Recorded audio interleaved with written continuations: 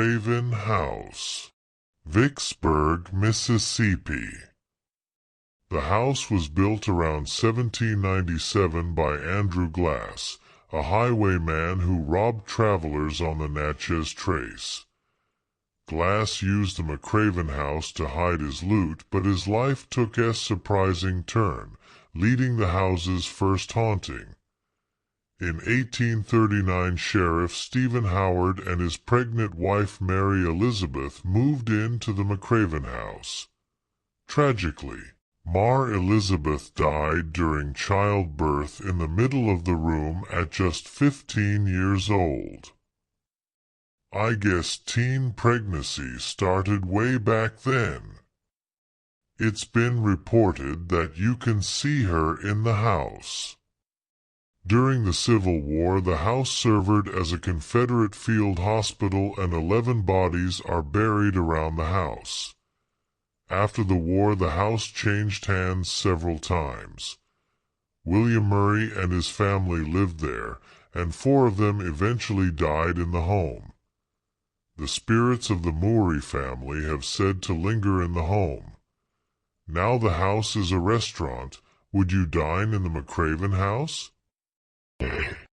Stuckey Bridge, Enterprise, Mississippi. Legend has it that a member of the Dalton gang, Stuckey, operated an inn near the Chunky River. By day he welcomed travelers, but at night his sinister plan unfolded. Stuckey murdered guests, steal their belongings, and threw the bodies in the river. Eventually his evil deeds were discovered. He was hanged from the bridge's railings. Since then, witnesses have reported seeing his ghost carrying a lantern along the bridge. Now that's creepy. Coon Memorial State Hospital, Vicksburg, Mississippi. The hospital was established in 1832 during a smallpox outbreak. It served as a treatment facility for injured soldiers during the Civil War. In 1878, it played a significant role during the yellow fever epidemic, resulting in the death of 16 doctors and 6 Sisters of Mercy. In 1954, Lee Coon, a former Vicksburg resident, left $400,000 in his will for the hospital. A committee of 2 Jews, 2 Catholics, and 2 Protestants decided to use the funds to construct a larger facility. The new building was completed in 1959.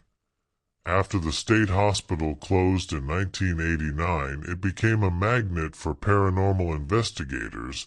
It has been featured in the TV series Ghost Asylum.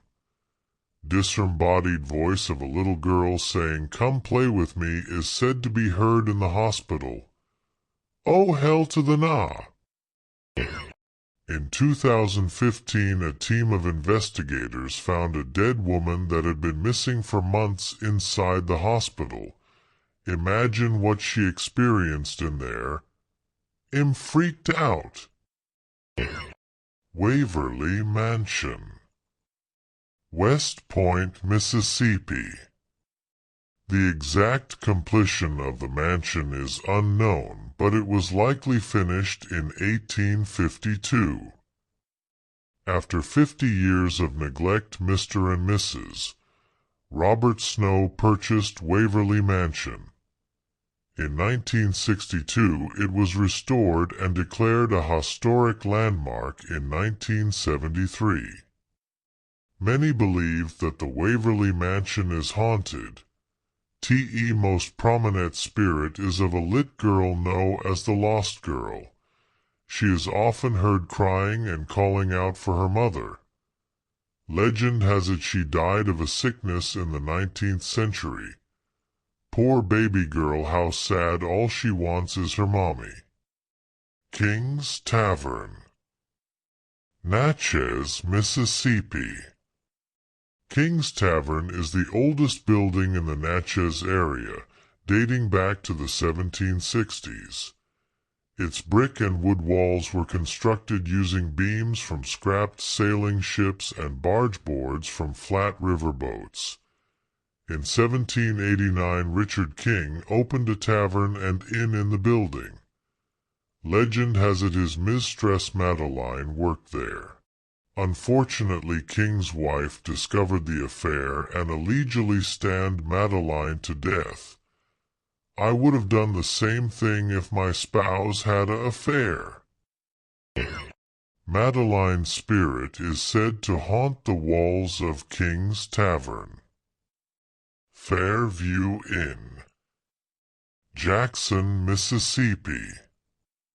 Guests have reported hearing unexplained voices throughout the inn.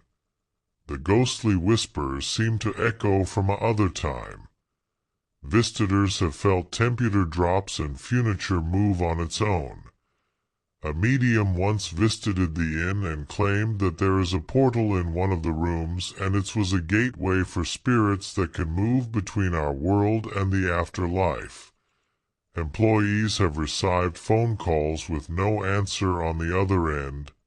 Maybe the spirits are trying to make a reservation at the Fairview Inn.